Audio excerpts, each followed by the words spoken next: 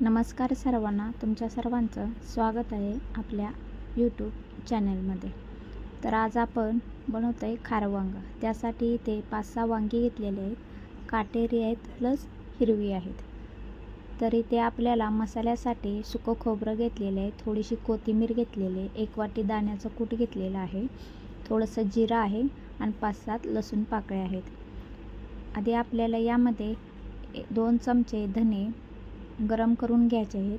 त्याचबरोबर त्यामध्ये आपण जिरेही टाकून घेणार आहोत आणि त्याला थोडंसं गरम होऊस तोपर्यंत आपण भाजून घेणार आहोत. तर या पद्धतीने आपल्याला भाजून घ्यायचं आहे. नंतर त्यामध्ये खोबरं टाकून आपण तेही थोडंसं गरम करून घेणार आहोत. तर इथे तुम्ही बघू शकता आपण खोबरं लाल असं भाजून घेतलेलं आहे.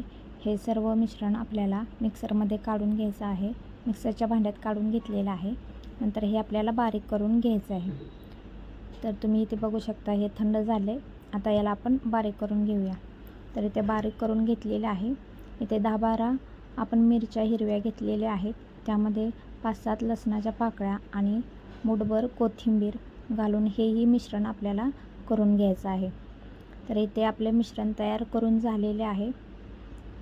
हे आपल्याला मिश्रण मिक्स करून घ्यायचं आहे आता. तर या पद्धतीने आपण सर्व मिश्रण एकसारखं मिक्स करून घेणार आहोत. नंतर यामध्ये आपण 1 वाटी शेंगदाण्याचं कूट घेतलेलं आहे, तेही घालून घेणार आहोत. इथे 1 चमचा आपण गरम मसाला घेतलेला आहे, 1 चमचा हळद घेतलेली आहे आणि चवीनुसार आपण यामध्ये मीठ घालणार आहोत.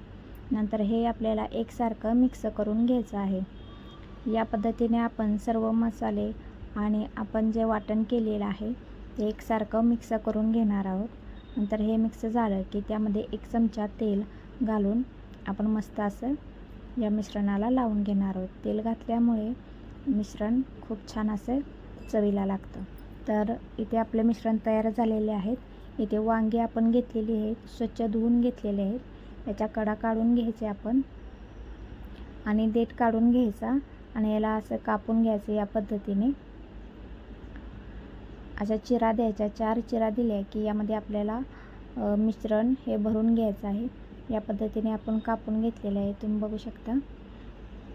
तर तुम्ही माझ्या चॅनलवर नवीन असाल आणि अजूनही सबस्क्राईब केलं नसेल तर प्लीज सबस्क्राईब करा आणि व्हिडिओ आवडल्यास लाईक करायला विसरू नका.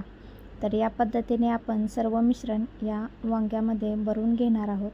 यामध्ये भरपूर असं मिश्रण भरून घ्यायचं म्हणजे चवीला खूप छान लागतात वांगी.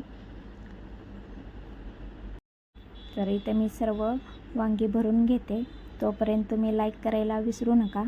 तर या पद्धतीने आपण सर्व वांगी भरून घेतलेली आहेत.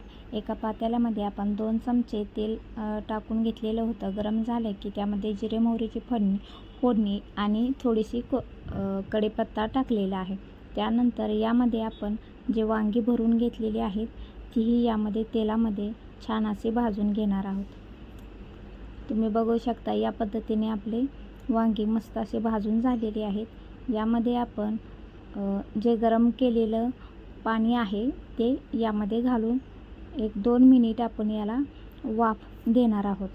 तर राहिलेला मसाला होता तोही आपण यामध्ये मिक्स करून घेतलेला आहे. या पद्धतीने आपल्याला 1-2 मिनिट अधूनमधून हलवून घ्यायचं आहे, नाहीतर मसाला आपला खाली लागू शकतो. तर या पद्धतीने आपण याच्यावर झाकण ठेवून 1-2 मिनिट याला वाफ काढून घेऊया आणि तोपर्यंत